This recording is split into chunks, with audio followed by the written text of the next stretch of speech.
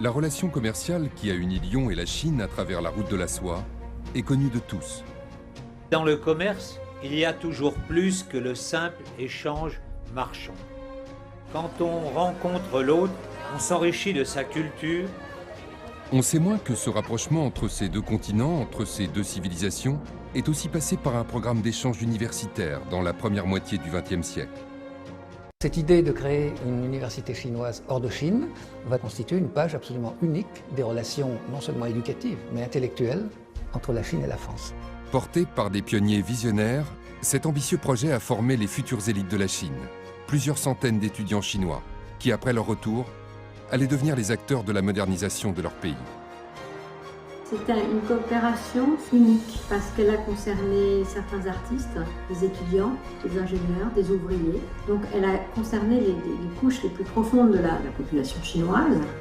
Cette expérience intellectuelle unique et novatrice a permis de tisser des liens puissants et fondamentaux entre les cultures chinoises et françaises.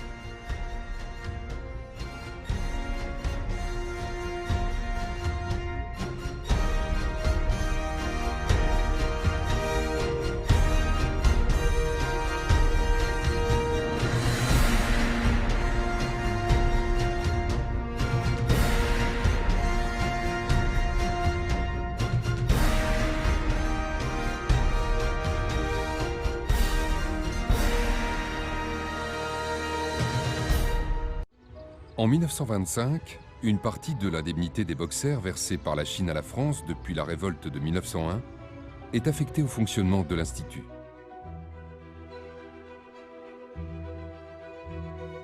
Cette décision s'ajoute à un contexte porteur pour le développement de l'Université franco-chinoise de Pékin. Les anciens départements de lettres et de biologie sont renommés en faculté Voltaire et faculté Lamarck. Et deux nouvelles facultés font leur apparition. La faculté Auguste Comte de philosophie et la faculté Marie Curie de physique. En 1924, les 72 premiers étudiants sortent de la faculté Lamarck de biologie. Un futur homme politique célèbre, Chen Yi, fait lui partie des tout premiers diplômés de la faculté Voltaire en 1926. Il deviendra par la suite maire de Shanghai, puis ministre des Affaires étrangères en 1958.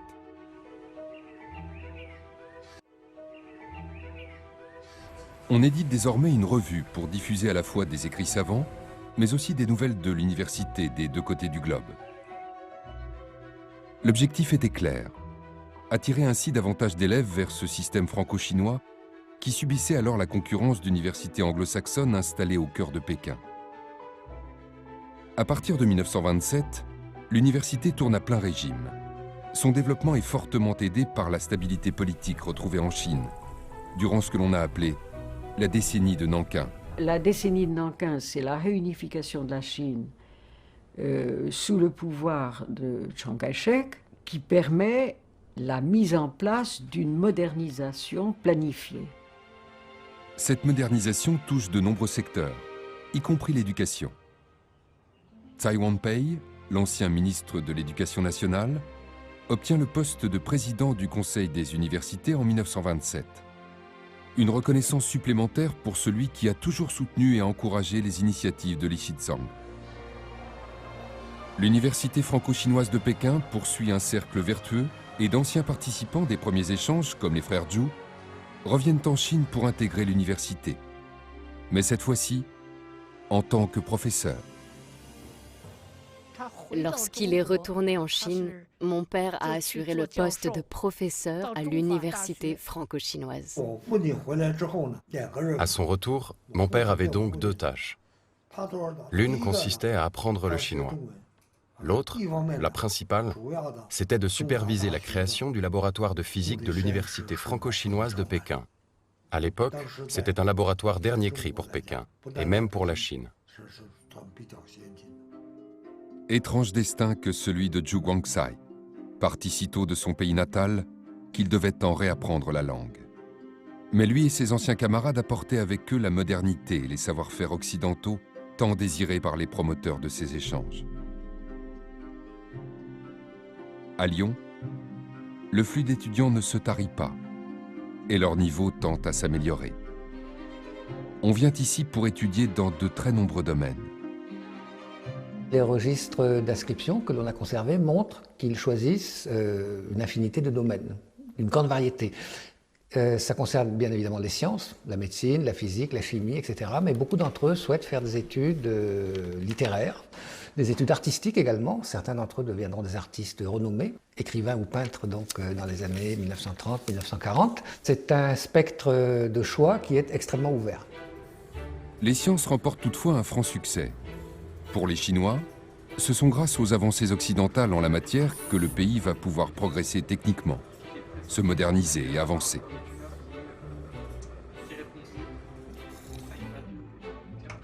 Certains étudiants visionnaires commencent à étudier des matières qui n'existent pas dans leur pays d'origine. L'un choisit l'océanographie, un autre opte pour l'étude de la radioactivité.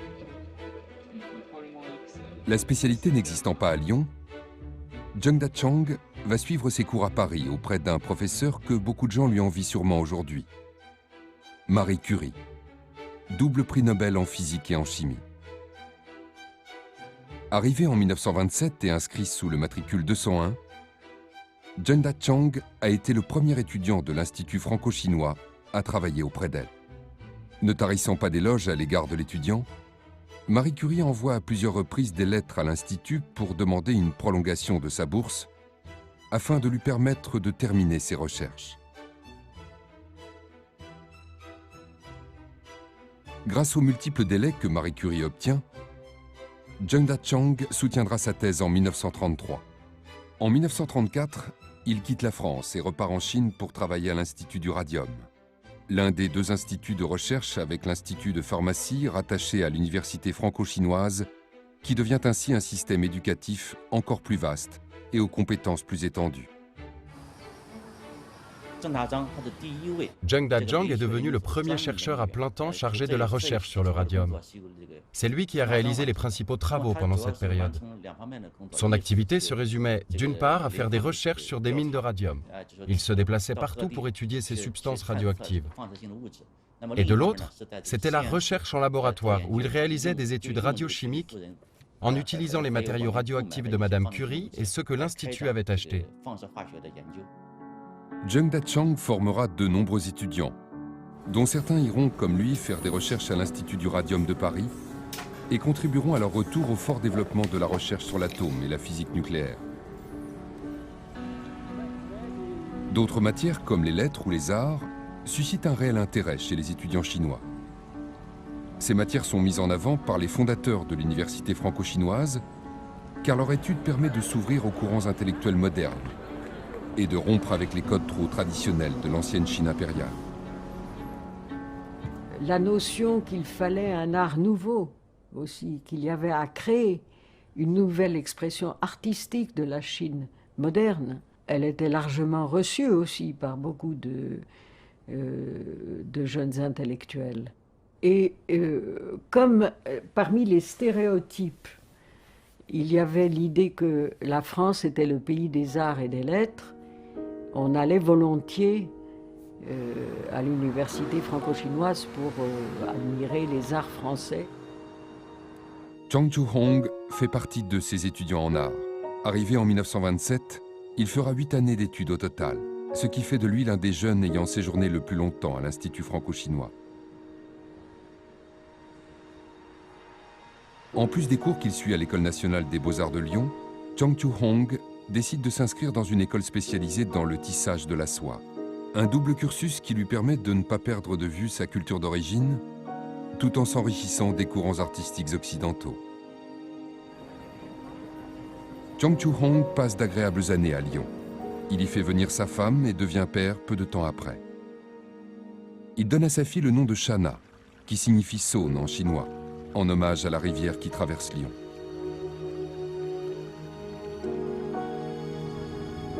Diplôme en poche, il monte à Paris avec sa femme et sa fille pour suivre d'autres études aux Beaux-Arts et expose dans de nombreuses galeries. Il est reconnu pour son travail qui mêle classicisme chinois et influence moderne, à l'image du portrait de sa fille inspiré des portraits officiels des anciens empereurs. C'est dans cette ville qu'un événement va bouleverser sa vie en 1935, alors qu'il se promène sur les bords de Seine.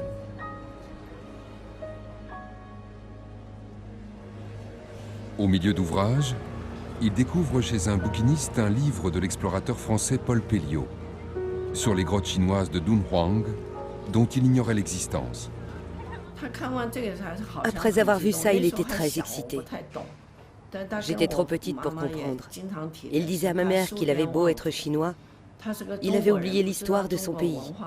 Il ignorait l'existence d'un pan entier de l'histoire culturelle de la Chine. Redécouvrant ces centaines de grottes, ornées de peintures et de sculptures bouddhistes, il consacrera toute sa vie à la préservation de ce patrimoine historique, formidable témoignage de la foi bouddhiste en Chine. En partie grâce à son travail, ces grottes seront inscrites au patrimoine mondial de l'UNESCO en 1987.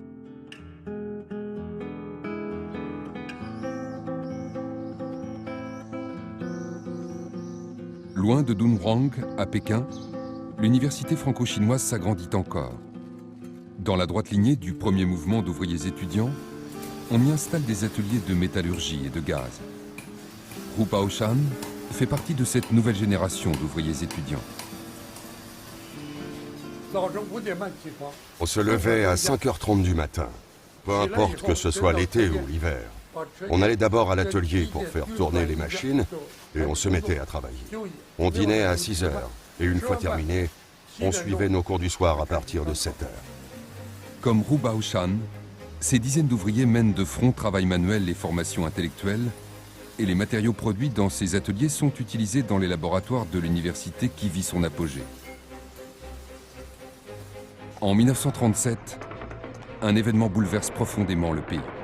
La guerre sino-japonaise éclate le 7 juillet et Pékin est rapidement prise. Le conflit perturbe le destin de l'université qui est alors délocalisée loin de la ligne de front, au sud-ouest de la Chine, dans le Yunnan.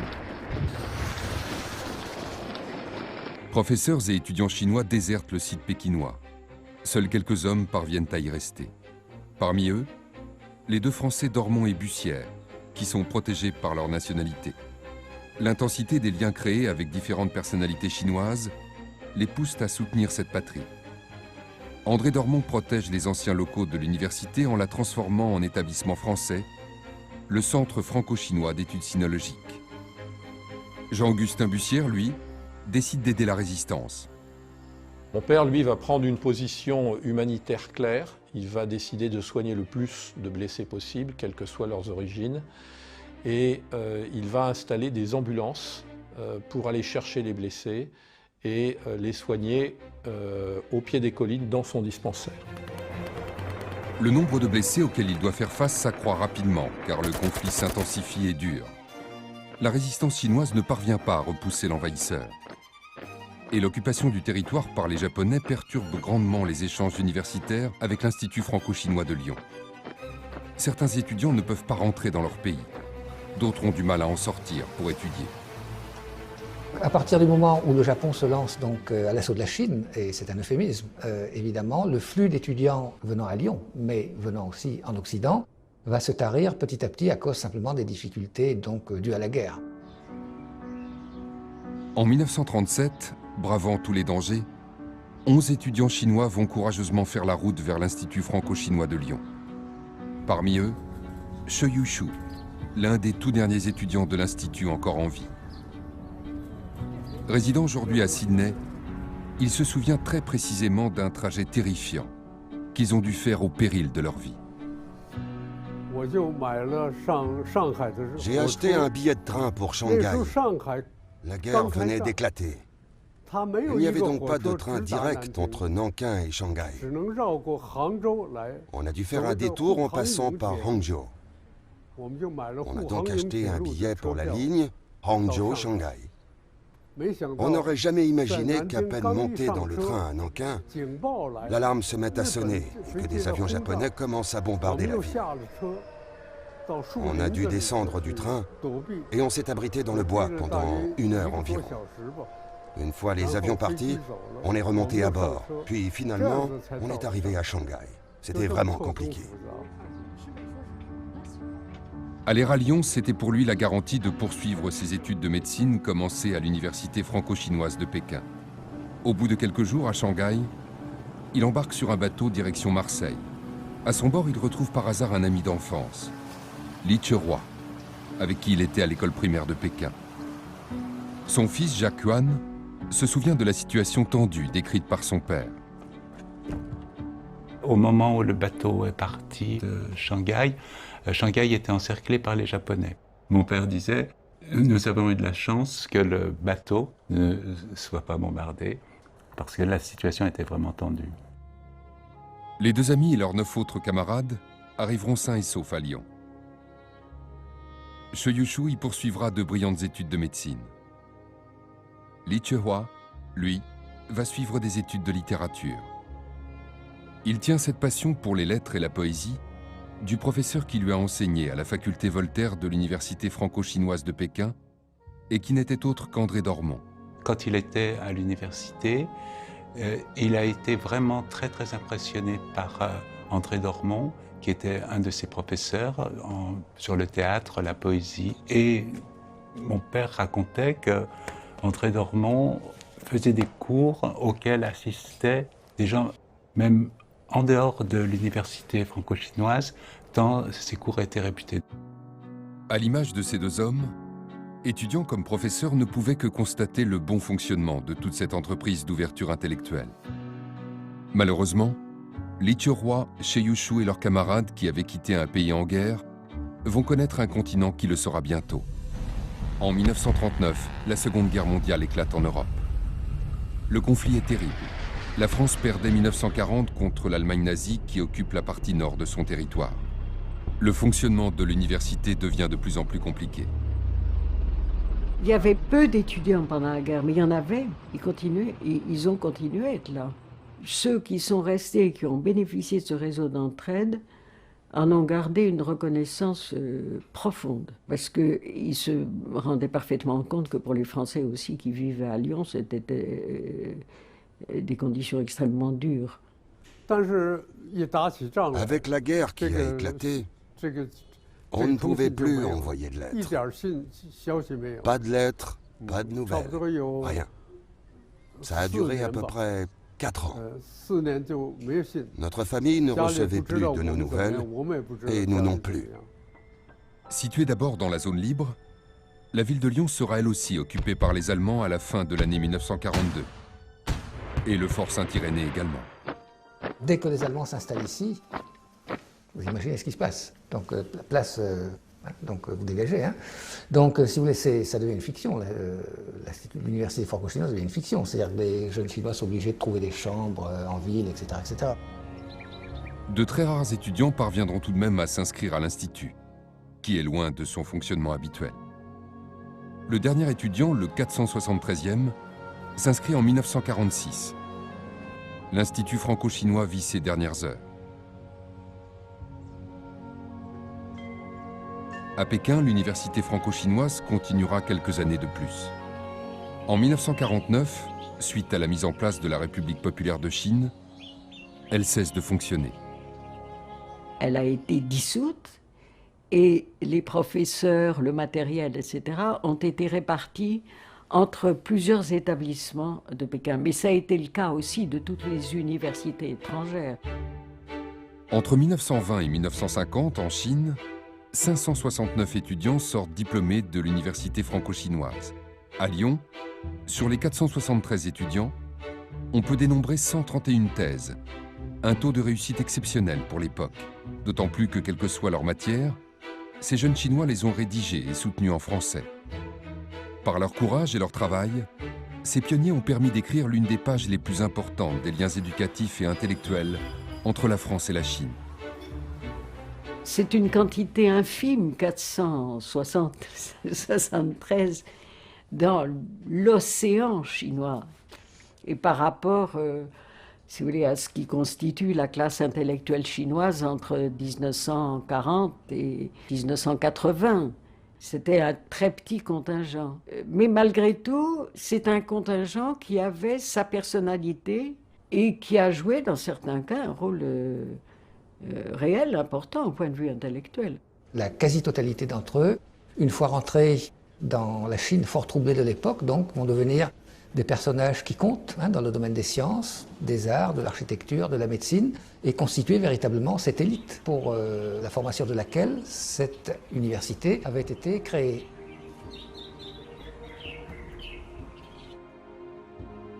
Malgré son arrêt, l'université franco-chinoise a marqué les esprits. Jamais auparavant il n'y avait eu autant de liens éducatifs, intellectuels, et parfois amicaux entre Chinois et Français, entre professeurs et étudiants. Et ces liens allaient perdurer encore de très nombreuses années. Suite à la fermeture de l'université, Jean-Augustin Bussière et André Dormont reviennent en France. André Dormont est accueilli en résidence d'artiste à l'abbaye de Royaumont, où il va être très vite rattrapé par son passé. Quand André Dormont est arrivé en France, il a été chargé de la correction de la traduction du Rêve dans le pavillon rouge, et cette traduction était confiée à M. Litcheroy. Étrange signe du destin. Dormont, l'ancien maître, retrouvait par hasard Litcheroy, son élève à la faculté Voltaire de Pékin, pour une mission de la plus haute importance, traduire Le Rêve dans le pavillon rouge, l'un des plus grands chefs-d'œuvre de la littérature classique chinoise. Monsieur Li venait régulièrement à Royaumont pour discuter donc avec André Dormont de cette traduction. Ils relisaient ensemble ce que mon père avait traduit avec ma mère pendant la semaine, et André Dormont lui proposait des révisions sur ce que mon père lui avait apporté la semaine d'avant.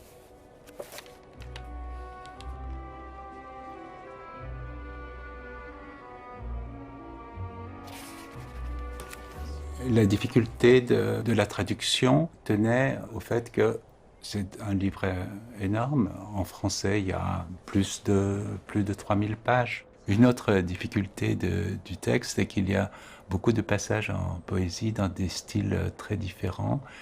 Et comme André Dormont était un fin connaisseur de la poésie chinoise, la mise en vers a pris énormément de temps. Alors, je n'avais pas idée que c'était un ouvrage aussi considérable. Je ne m'en doutais pas du tout quand j'ai vu qu'il y avait 2 volumes de la Pléiade qui était la traduction. J'étais absolument époustouflée, quoi. Cette traduction sera l'œuvre de la vie de Litcheroy, l'ancien étudiant de l'Institut franco-chinois. Il y passera 27 années au total. 27 années de dur labeur pour permettre au public français de découvrir cette œuvre magistrale de la littérature chinoise. André Dormont meurt en 1965. Il ne verra pas la publication de l'ouvrage en 1981. L'objectif de l'Institut franco-chinois de Lyon, c'était de former des élites chinoises, mais l'idée, c'était que la plupart des étudiants devaient rentrer en Chine. Ce qui est un peu paradoxal chez mon père, c'est qu'il a réussi à remplir cet objectif, mais en restant en France. À sa manière, Litcheroy rendait un double hommage à sa patrie d'origine et à l'Institut franco-chinois qu'il avait formé.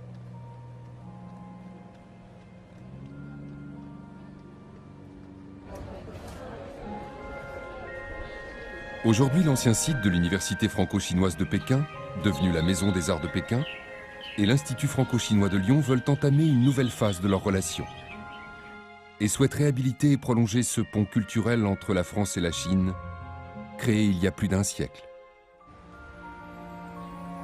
Au cœur du Fort Saint-Irénée, le 15 septembre 2016, il y avait une agitation toute particulière. On inaugurait la réouverture de l'Institut franco-chinois.